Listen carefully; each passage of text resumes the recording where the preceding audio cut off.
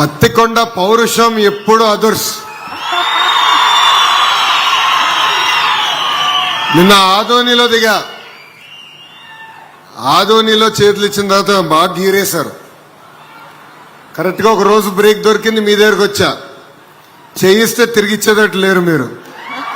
Chance ఇస్తే మీరు ఇక్కడనే ఉండననే ప్రేమతో ఆ పలకరింపు ఉందే, అది జీవితాంతం నేను గుర్తుపెట్టుకుంటానని పత్తికొండ ప్రజలందరికీ తెలియజేస్తున్నా. పత్తికొండ యూత్ పవర్ అదుర్స్. శ్యామ్ యూత్ అనొచ్చా, యూత్ దాటాడా తెలియదు ఇంకా,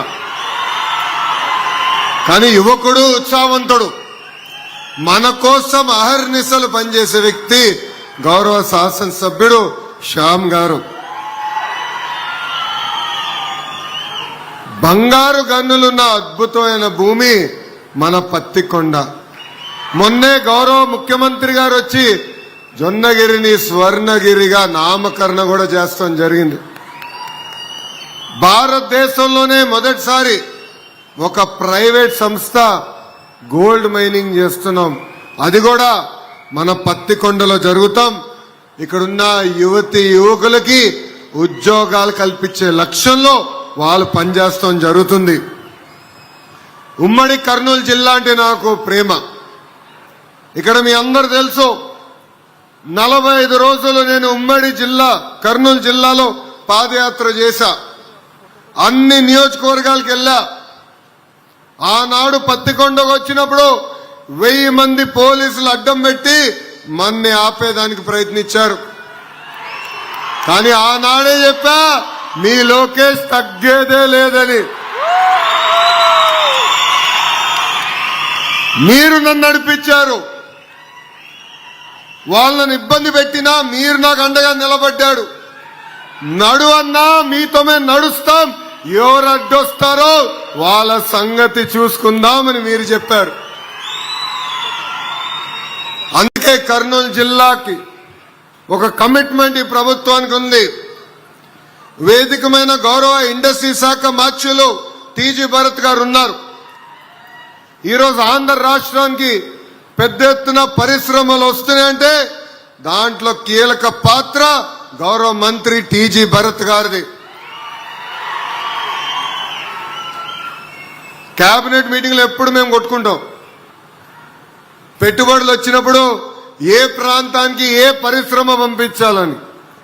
అప్పుడు భరత్ గారు ఒక్కటే అంటారు, వెనుకబడిన జిల్లా, మీరు నడిచిన జిల్లా కర్నూలుకి ఇచ్చిన తర్వాతనే వేరే జిల్లాకి ఇవ్వండి అని కోరే వ్యక్తి భరత్ గారు. అంటే ఒక కమిట్మెంట్తో, ఒక పట్టుదలతో మేము పనిచేస్తున్నాం. ఈరోజు రిలయన్స్ ఇండస్ట్రీస్ కానివ్వండి, ఒక డ్రోన్ సిటీ కానివ్వండి, ఫార్మాకు సంబంధించిన అనేక పరిశ్రమలు కర్నూలు జిల్లాకి తీసుకొచ్చిన ఘనత కూటమి ప్రభుత్వాన్ని. ఈరోజు ప్రత్యేకంగా రెన్యూబుల్ ఎనర్జీ పరిశ్రమలు కూడా తీసుకొస్తున్నాం. ఈ పరిశ్రమ వల్ల, ఈరోజు ఇన్స్టలేషన్ వల్ల, కన్స్ట్రక్షన్ అప్పుడు 4000 మంది యువతి యువకులకి ఉద్యోగాలు వస్తాయి. ఈ 800 మెగావాట్ల ద్వారా 1100 మంది రైతులకి 30 సంవత్సరాలు లీజ్ వాళ్ళే డైరెక్ట్ గా మీ అకౌంట్ లో వేయబోతున్నారు. ప్రభుత్వం లక్ష్యం ఒకటే, పెద్ద ఎత్తున ఉద్యోగాలు, ఉపాధి కల్పిస్తాం. అందుకే మన ఐటీఐల్ని బలోపేతం చేస్తున్నాం, ఇండస్ట్రీ కనెక్ట్ తీసుకొస్తున్నాం. వేదికమైన సుజలాన్ సంస్థ కూడా దగ్గరకు వచ్చి మన ఐటీఐస్ ని బలోపేతం చేస్తున్నారు. రాబోయే రోజుల్లో వాళ్ళకి ఫ్యాక్టరీ కూడా ఇక్కడ ఆల్రెడీ కట్టారు. అనంతపూర్ జిల్లాలో 1200 మందికి వాళ్ళు ఉద్యోగాలు కల్పిస్తున్నారు. ఇంకా పెద్ద ఎత్తున ఉద్యోగాలు కల్పించాలంటే నిరుద్యోగ యువకులకి మంచి స్కిల్ అందజేయండి, వాళ్ళకి ఉద్యోగాలు కల్పించే బాధ్యత మేము తీసుకుంటామని వాళ్ళు చెప్తాం జరిగింది. సో యువకులు కూడా పిలిపిస్తున్నా, ఉద్యోగాల కల్పన ప్రభుత్వం బాధ్యత. ఆ బాధ్యతని మేమందరం స్వీకరించాం. కానీ ఒక పట్టుదలతో, ఒక క్రమశిక్షణతో పనిచేయాల్సిన బాధ్యత యువత పైన కూడా ఉందని ఈ సభాముఖంగా తెలియజేస్తున్నా. కేవలం మన దేశమే కాదు, ఇతర దేశాలు తిరుగుతున్నాం. పెద్దలు కాల్వ శ్రీనివాస్ గారు చెప్పినట్లు నేను రష్యాకి వెళ్ళా, దక్షిణ కొరియాకు కూడా వెళ్ళా. నేనే కాదు, టీజీ భరత్ గారు అమెరికా గాని యూరోప్ గాని అనేక దేశాలు తిరిగి మన రాష్ట్రంలో పెట్టుబడులు తీసుకొస్తున్నారు. దాని వెనకాల ఒకే ఒక లక్ష్యం. ఆనాడు యువగలం పాదయాత్రలో నేను హామీ ఇచ్చా, 5 సంవత్సరాలు 20 లక్షల ఉద్యోగాలు నిరుద్యోగ యువకులు కల్పించాలని. ఆ హామీ నిలబెట్టుకునే దానికే ఈ ప్రక్రియ మేము చేస్తున్నాం. నిన్న కూడా మీటింగ్ లో చెప్పా, యువగలం పాదయాత్రకు వచ్చినప్పుడు కరెక్ట్ గా కర్నూలు పట్టణంలో కొంతమంది లాయర్లు అడ్వకేట్లు కలిశారు. హైకోర్టు ఇక్కడ ఏర్పాటు చేయండి అని కోరారు. వాళ్ళకి ఒకటే చెప్పా, ఒకే రాష్ట్రం ఒకే రాజధాని, కానీ అభివృద్ధి వికేంద్రీకరణ చేసే బాధ్యత మీ లోకేష్ తీసుకుంటాడని. ఆనాడు నేను హామీ ఇచ్చా, కర్నూలుకి హైకోర్టు బెంచ్ తీసుకొచ్చే బాధ్యత మీ లోకేష్ తీసుకుంటాడని. 90 రోజుల్లో కర్నూలుకి హైకోర్టు బెంచ్ తీసుకొచ్చే బాధ్యత నేను తీసుకుంటున్నానని ఈ సభాముఖ కర్నూలు ప్రజలందరికీ నేను తెలియజేస్తున్నా. ఆనాడు పాదయాత్రలు ఇచ్చిన ప్రతి హామీని గుర్తుపెట్టుకున్నా, ప్రతి హామీ నేను బుక్ లో రాసుకున్నా.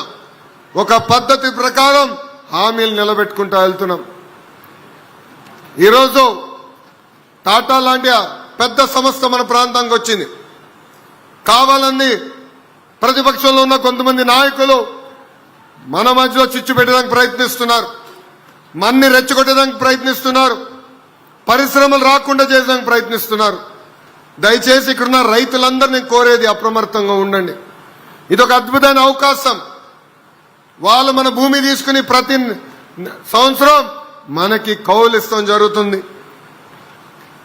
ఈరోజు సోలార్ విద్యుత్ విండ్ కంపెనీలు వచ్చినాయి కనుకనే మనం కరెంటు ఛార్జీలు కూడా పెరగకుండా చూసుకుంటున్నాం. ఆనాడు నేను పాదయాత్రలు చెప్పా, 5 సంవత్సరాలు ఒక్కసారి కూడా మేము కరెంటు ఛార్జీలు పెంచుతాం కాదు కదా, కరెంటు ఛార్జీలు తగ్గించే బాధ్యత మేము తీసుకుంటామని. ఈరోజు నేను చెప్తున్నా, కూటమి ప్రభుత్వ అధికారంలోకి వచ్చిన తర్వాత ప్రతి యూనిట్ కి 13 పైసలు కరెంటు ఛార్జీలు తగ్గించిన ఘనత మా ప్రభుత్వాన్ని, మన ప్రభుత్వాన్ని. అందుకే ఇలాంటి ప్రాజెక్టులను ఆశీర్వదించండి, దీవించండి. ఒక పట్టుదలతో పనిచేయాల ఆలోచనతో మీ ముందర మేమందరం నిలబడుతున్నాం. నా లక్ష్యం ఒకటే, అన్ని రంగాల్లో ఆంధ్ర రాష్ట్రం నంబర్ 1 ఉండాలని. ఈరోజు ఈ మీటింగ్ వస్తున్నప్పుడు పెద్దల్ని కలిసా, ఒక 10 నిమిషాలు వాళ్ళకి చెప్పా, ఈ రెన్యూబుల్ ఎనర్జీ ఎడిషన్ లో ఆంధ్ర రాష్ట్రం 4వ స్థానంలో ఉంది.